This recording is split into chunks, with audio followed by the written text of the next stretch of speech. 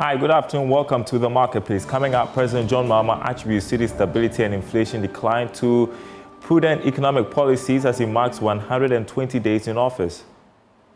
The implementation of these recommendations has begun to yield results.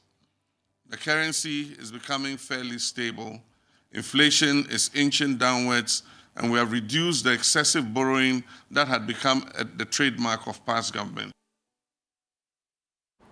Ahead, we discuss a way forward for the economy. Plus, government sets up task force to revive national airline. How feasible is this move? We will discuss with aviation expert Sean Mendes. My name is Darryl Kwao. Thanks for being with us. Details coming up.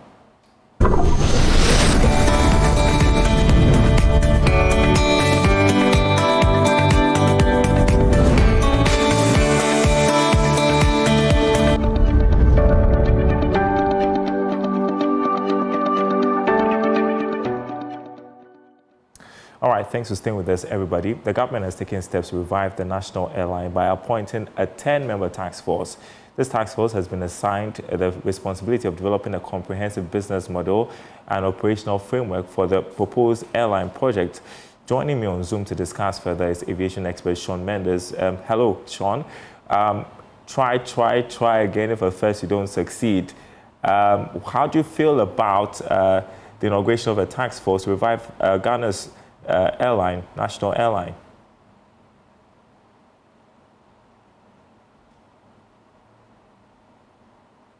Thanks for having me, Darryl. Well, today actually is the 15th anniversary of Ghana's last attempt at a national airline. That's Ghana International Airlines flew its last flight that landed on 8th of May 2010. So it's rather appropriate that this has come out today, this news. And I think that actually says a lot, because in the intervening 15 years, by my count, I think this is the 13th different attempt to, examine the feasibility, make some sort of partnership, or, develop a national airline. So yes, as you say, it's try again. One thing that it's got going for it this time is that when I look at the names of the people that the president has appointed to this task force to examine the feasibility of a national carrier, this is a very, very experienced and qualified set of individuals.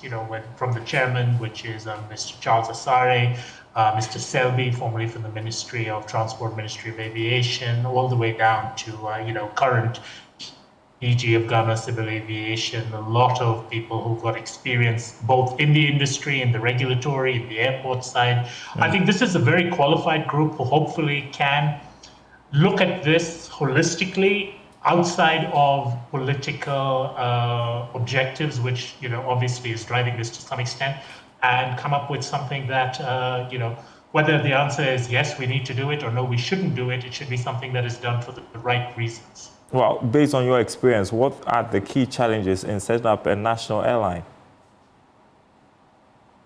I think the main challenge which they're going to have to answer is whether there is need for one right now.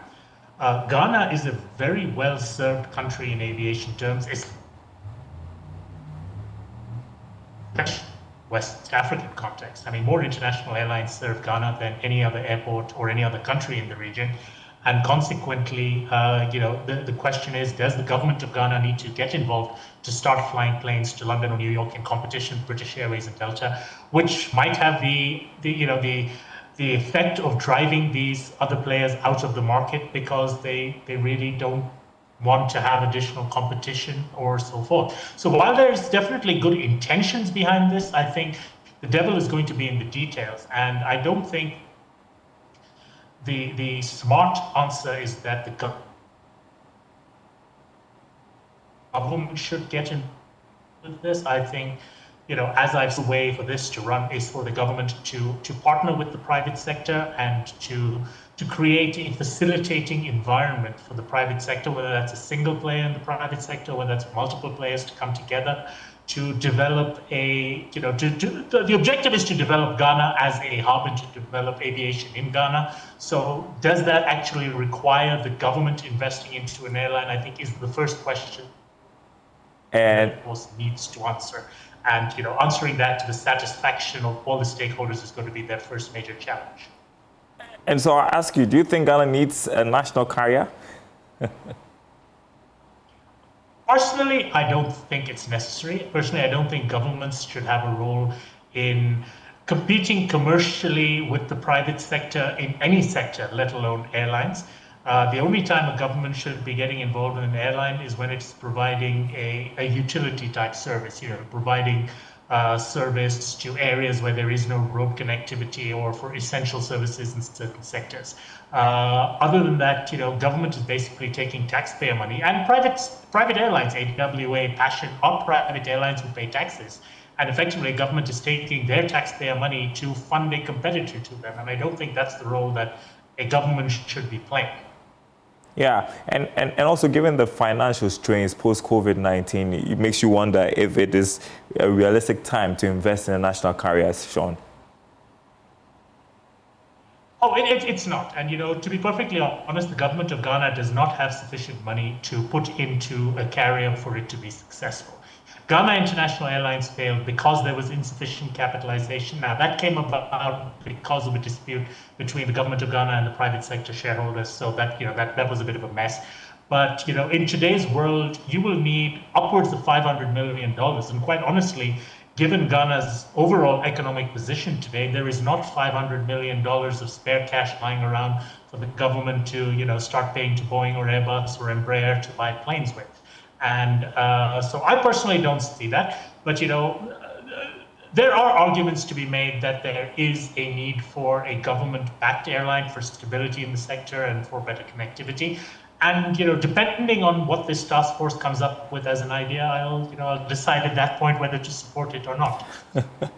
Well, let's see what the task force comes up with. But assuming they say, well, let's go ahead and set up a national carrier, what should they prioritize in setting up or in creating a business model for the operation of the airline? And what should be the considerations? Maybe a private-public partnership, maybe? Almost certainly, I think a private-public partnership or a partnership with a strategic partner such as, Ethiopian, South African Airways, Kenya Airways, one of the larger African carriers which have got experience is going to be essential. Using government money to start from scratch, where you're writing manuals and buying planes and training people from the street, is never going to give you returns soon enough to be an effective course of action in today's competitive aviation environment. So there's probably almost certainly going to have to be a strategic partnership if they want to make an impact during the 4-year term of this government, because this is a political move in terms of an election promise that the president is now fulfilling. And if it is going to come to reality, whatever the task force suggests is going to have a 4-year window of opportunity to execute. And also, let's assume the government succeeds. What will be the economic impact in terms of creating even jobs for the people of the country? Well, the economic impact of a strong aviation ecosystem is well documented. Aviation is a multiplier of economic activity. It's not just that you're hiring a pilot and cabin crew, you're going to be hiring ground handlers, airport cleaners, caterers. You're going to be facilitating the ability of business to come in, additional tourists and everything else. So successful aviation industry is important for for the economy as a whole. However, given the track record of the government of Ghana in running these airlines, the reality is whatever capital is set aside has far more likelihood of just being sunk costs, which are good money thrown after bad. Once again, without having learned a lesson. So I'd be very cautious, but I'm cautiously optimistic. I think that this team is not like previous politically oriented groups who've tried to set up airlines. This is actually a group of people who've got industry experience, and I think they will realize these potential pitfalls. And almost certainly, I think that if they come up with the recommendation of proceeding, that recommendation will be with a strategic partner.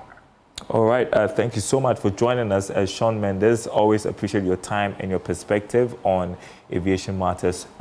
Thank you so much. Well, you're watching The Marketplace. So President John Mahama is insisting that the city's current stability and slowdown in inflation can be linked to prudent economic policies being implemented by his government. Listen to his speech last night to mark his 120-day social contract. The government of Ghana convened the National Economic Dialogue at the Accra International Conference Center, bringing together partners including the private sector, civil society organizations, traditional authorities, and academia. The participants presented a comprehensive report with clear recommendations to restore macroeconomic stability and regain confidence in our economy.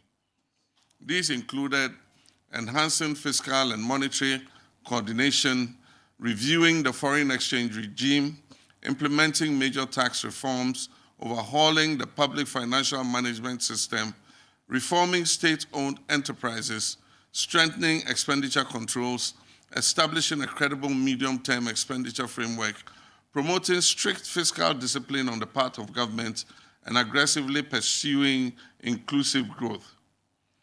The implementation of these recommendations has begun to yield results. The currency is becoming fairly stable, inflation is inching downwards, and we have reduced the excessive borrowing that had become the trademark of past governments. All right, a quick chat with economist and director at the Institute of Statistical, Social and Economic Research, Professor Peter Quartey. Thank you so much for joining us on the marketplace. So the president attributing the city's stability, inflation decline to prudent economic policies. How do you assess the president's performance 120 days into his tenure? Well, good afternoon to your discerning listeners and viewers, Darryl. I think it's early days, yes, but I must say that the president we knew in his first term is different from what we've seen. The leadership qualities are much better now. We see him being more decisive. We see him exhibiting maturity, listening a bit more than ever before. I, however, look at the thematic areas that he sets targets to achieve during the 120 days: the governance, the economy, social security, social progress, security and justice, environment, etc. And I think some are very low-hanging fruits that I don't want to really spend or assign more weight. Something like nominating cabinet ministers. I think it's obvious that when he took office, or when he takes office, he will appoint them. However, when you look at the economy and the environment, that's where, for me, I will attach much importance. And the removal of some of the taxes, I think, is great. The e-levy, which we made a lot of noise, is finally gone, except to say that some of the taxes are still there. The COVID levy is still there. And then also, when you come to the environment, not much has been achieved. I would even say that there has been a deterioration in the way illegal mining and the destruction of the environment is concerned. So he's achieved quite well in some areas, whereas in other areas, which are also very much important, he hasn't achieved much in that respect. Yeah, and on the basis of the city's performance as well as inflation going down, does he take credit for it? Oh, certainly. Not all, I must say, but yeah, he takes credit for it. You see, Darryl, in the first quarter of every post-election year, we see a lot of turbulence on the exchange rate market. We see inflation increasing. You see exchange rate depreciation quite rapid. However, this time around, you don't see much of that happening. It's also because of the prudent management by the central bank in terms of managing the fiscal, the monetary space. We've had a very competent governor who has been engaging industry players, explaining policy decisions, explaining the way forward. I think that has really helped. Let's also not forget that the dollar internationally, the US dollar is not doing very well. Yesterday, when I checked in January, the dollar to the pound was 0.84. Much recently, it's 0.74. So it means the dollar is really struggling internationally. People are not holding on to the dollar because of some global tensions, etc. So The president takes credit, but not all. External forces have also contributed to this stability. But in all, I think we should all celebrate it. When there is stability in the exchange rate, it translates into lower inflation, and we also expect that will translate into lower food and non-food prices. I was quite surprised to find out yesterday that a bag of cement, which we used to buy for 90 cedis in January, now costs 130 cedis per bag. Wow. I think this stability will translate into lower prices. Same with plantain cassava. A piece of plantain sells for 10 cedis. It's ridiculous. And I think some of these figures will translate into better living standards for Ghanaians. Oh, yeah, and since you brought it up, I mean, it was a subject for discussion yesterday as to why we are seeing the cedi stable inflation going down, but it's not translating in the pockets of the people. We spoke with Guta, who says, well, it's going to take a while before we see these prices go down. You agree? Yeah, but it shouldn't take too long. It take a while. Can they be compelled to? I've purchased these commodities or items already at the higher exchange rate, and therefore they need to recoup their money. So it will take some time, but it shouldn't take too long. Then with food production, it doesn't take just a short period for food supply to increase. Our roads are also not very in very good condition, and therefore cost of transportation from the rural areas to the urban sectors also add to the cost of food items on the market. Not forgetting the role of middlemen, the market queens, actually adding on their premiums, etc., and not making food prices fall as one would have expected. Yeah, so how do you navigate this? Because really, there's nothing the government can do in terms of controlling prices. Well, I think in the market economy, you use moral suasion, you use policy to direct certain behavior. So if haulage trucks, for instance, there is some incentive that can be provided to haulage trucks and etc. Why not? Government can do that to ensure that food get moved from the rural areas to the urban areas. Some engagement with the market queens. They have associations. Some engagement with them to find out what the issues are, what the challenges are. I remember the previous Minister for Agric went to the hinterland, they brought food items to the Ministry of Agriculture. That is not a sustainable measure, but it tells you the frustration and attempts to cut out or reduce the influence of the middleman. Yeah, I tell you what, this is topic for another day. We need to delve into it. But you mentioned taxes as well. You commended the government for scrapping some taxes, but people are questioning the COVID-19 levy, which is still there. The president yesterday saying, well, it was linked to some of the, if you like, recommendations by the IMF. Hopefully when there is a VAT reform, you see that gradually fade off. Your thoughts about that as well? I think the tax issue is a holistic thing.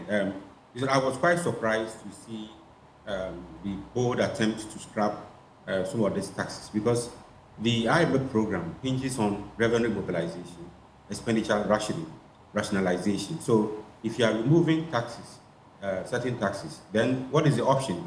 How do you replace those numbers, those figures?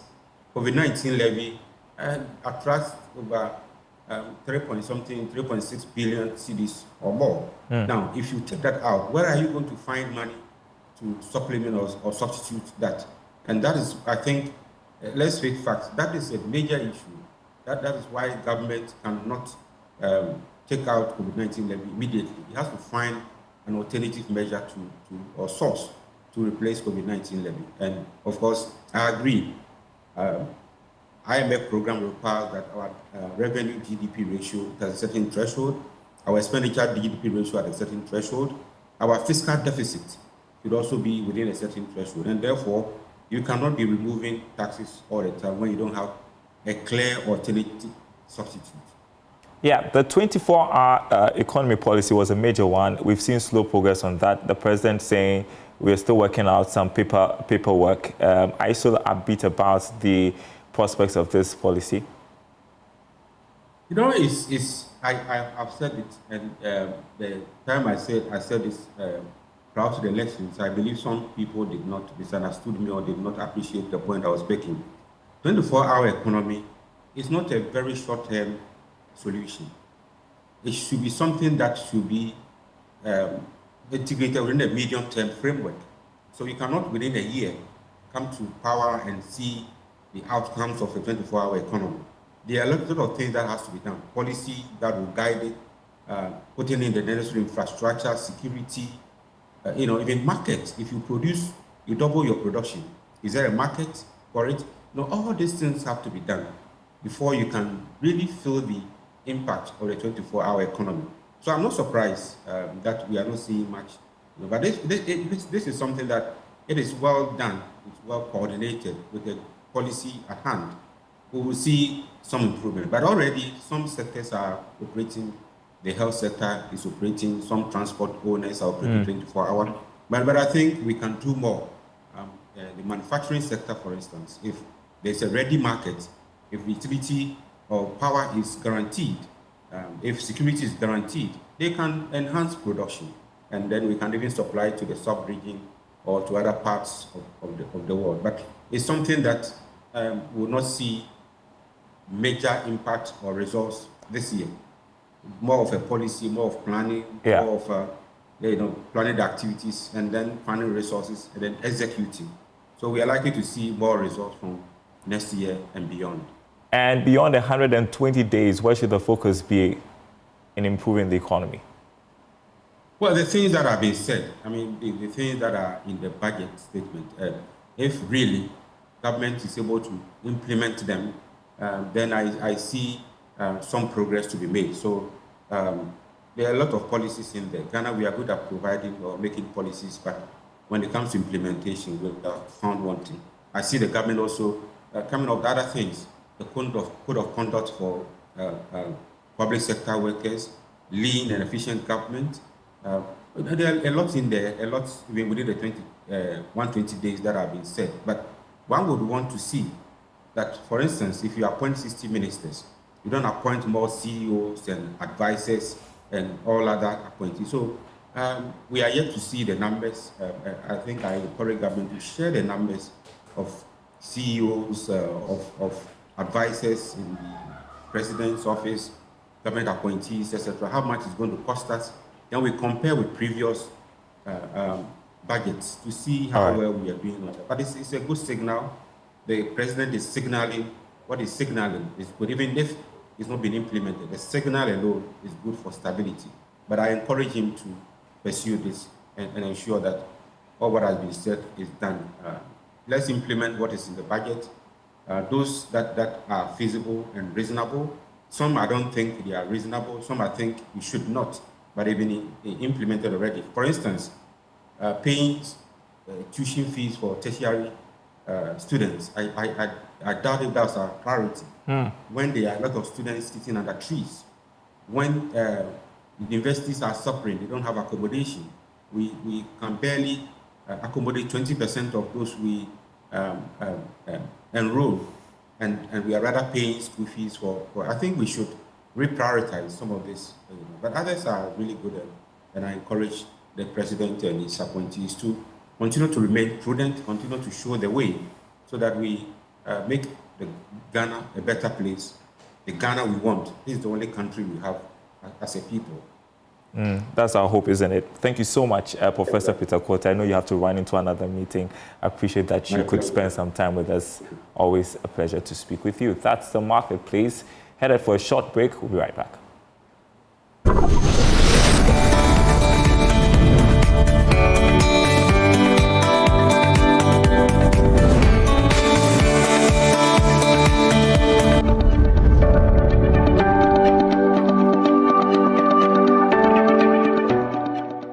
And welcome back to the Marketplace. Virtual InfoSec Africa has officially launched a groundbreaking suite of AI-driven managed security and digital forensic services, signaling a major advancement in the region's cybersecurity landscape. More in this report. Virtual InfoSec Africa AI-driven managed security and digital forensic services brought together industry stakeholders traditional leaders and cybersecurity experts to mark the launch as a pivotal step in enhancing digital protection across Africa. Head of Security Operations at Virtual InfoSec Africa, Novisi Ado, reaffirmed the company's commitment to delivering top-tier security solutions to clients. He believes the newly launched services would provide enhanced data privacy and proactive threat detection. Because of the increasing AI demands, our SOC, or the Security Operations Center, what we've done is to inculcate AI into all our operations. So being it investigations, being it detection, being it monitoring, we have inculcated AI into the whole service chain. And the good thing about our service is that we have privacy in mind, because obviously we are a security company. So our process or our solution is not open to the public, unlike other AI solutions are. This AI solution is hosted inside our premises, where we manage every activity from ourselves. So data is secure. Even though we know AI has a lot of data leakages, ours is custom built just for our Security Operations Center. And we believe that companies can benefit greatly from it. In doing so, it ensures that there is speed to detection, speed to respond, speed to market, and most importantly, speed to a recovery on any situation that you arise or any incident that may occur. Speaking at the event, Omanhene of New Jaben, Dasibre Nana Kweku Boateng III, emphasized the urgent need for government to prioritize investments in digital security infrastructure. That is why I consider today's launch not just a corporate milestone, but a national service, a significant contribution to the Ghana's efforts to safeguard its digital sovereignty and to protect business, government institutions, and individual citizens alike. I commend the management and vision bearers of this organization for your foresight in developing these services. These services come at a time when our country and continent must invest in digital protection with the same seriousness we invest in physical infrastructure. Digital forensics, in particular, plays a vital role in upholding accountability and justice. It enables investigators to uncover truth, support law enforcement, and ensure that wrongdoers are held responsible through verifiable digital evidence. Virtual InfoSec Africa's new services aims to support businesses and institutions in combating cybercrime, responding to incidents more effectively, and complying with global data protection standards. And thanks for watching, everyone. Goodbye.